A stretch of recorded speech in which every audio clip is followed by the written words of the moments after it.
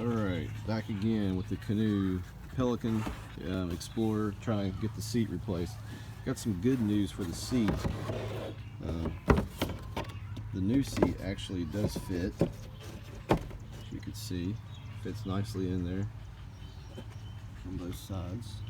Now the only problem is the used support that I was going to use with the new seat won't fit because it's too tall. It actually won't fit under this new seat. This new seat design looks like almost a 2.5 inch drop, maybe 3. So I'm going to order a new one from the same website. If not, I'm going to have to maybe cut something off of this and make it work, or use PVC pipe. But I will update you guys and let you know how it goes.